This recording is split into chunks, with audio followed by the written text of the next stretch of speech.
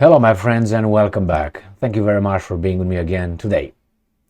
You know, there's no smoke without a fire, and the bigger the smoke, the bigger the fire.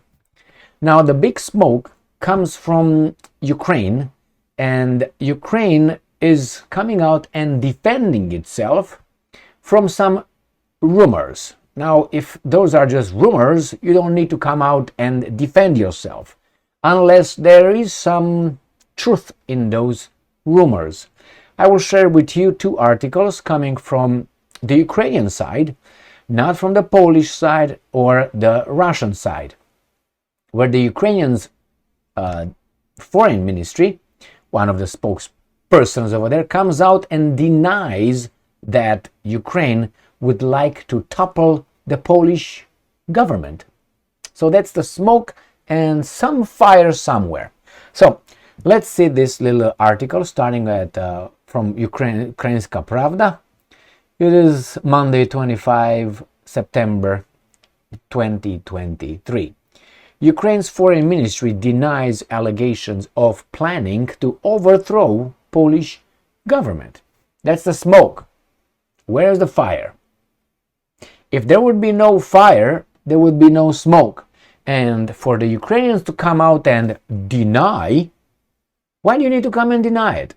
It seems like something somewhere, or someone screwed up somewhere. So let's see what these guys are saying. On Monday, September 25th, Oleg Nikolenko, spokesman of the Ukrainian Ministry of Foreign Affairs, denied the comments of a correspondent of the Polish TV channel about an alleged promise of Germany and France to ensure Kiev's imminent accession to the EU in exchange for overthrowing the Polish government.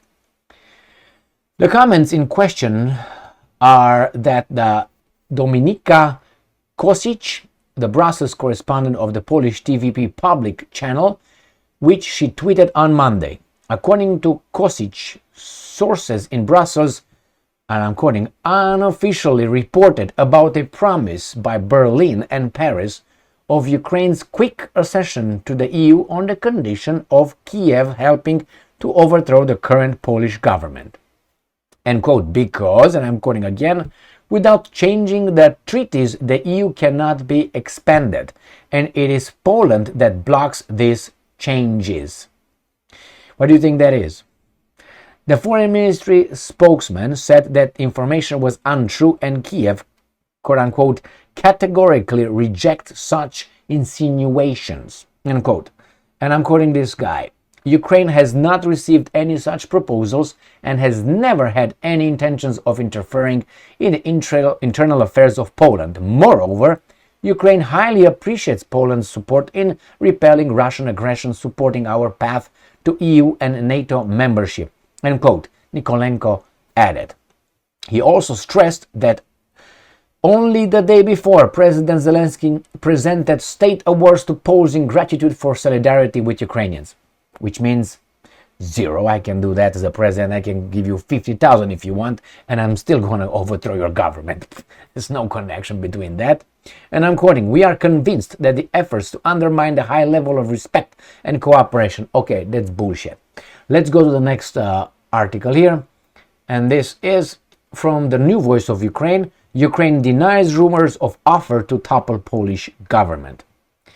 Again, Nikolenko was talking about comments made by a correspondent of a Polish TV station, TVR, in Brussels regarding the alleged promise from Germany and France to ensure the fastest possible Ukrainian accession. Well, let's discuss this a little bit. From what I remember, in order to be accepted or to be part of the European Union and NATO, you have, as a country, you have to have kind of like nice relations with your neighbors. If you don't, then probably they will not, definitely NATO will not accept your application. I mean, they will accept your application, but you will not be part of NATO. Because the second you are part of NATO, you will drag the whole NATO into a war with your neighbor. Now, the European Union, I think it functions in the same way. And Poland will definitely want certain things from Ukraine that Ukraine could not deliver. Therefore, Poland might be the one that will say, you know what, we have a few issues with Ukraine, therefore we're going to block it, or we're going to drag our feet. I don't think it's impossible that Poland will have a problem, but I don't think that the Germans and the French, by toppling, and besides, how do they plan the Ukrainians to overthrow the Polish government? In what way? Militarily? That's an impossibility. Militarily, the Ukrainians cannot, are incapable of doing that. Politically, how? What kind of power they have? And besides, Poland is US's or Al Capone's lapdog in Europe, the Trojan horse. That's not going to happen.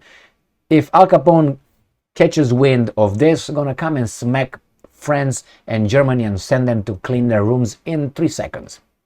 All right, and brush their teeth and go to bed. Basically, that's what's going to happen. So I don't think that's possible. I think it's just a rumor, and as I said, economically they can't, politically they can't, militarily they can't. How are they going to do it? I don't think that's possible. I think this is just a election rumor in order to unite the Poles around the current government, which is justice and something like that. And I think it's a nationalistic government, which is not of the liking on Brussels. So the guys in Brussels do not like the current Polish government, as they don't like the current Hungarian government. Therefore, they would like to change that, and they pump a lot of money through NGOs and others. They don't give money to the government and withhold money and so on, saying that you didn't do this, you didn't do this, you didn't do that. They want to get rid of it, but not with Ukraine. Ukraine has no leverage. Zero. So I think this is just garbage. I think it's done by the Poles themselves, or at least by some interests inside Poland that would like to strengthen the current government. You know, we are attacked. We have to be all united. Let's go. Thank you very much for being with me again today. Stay strong, stay smart, look for the truth, and be just.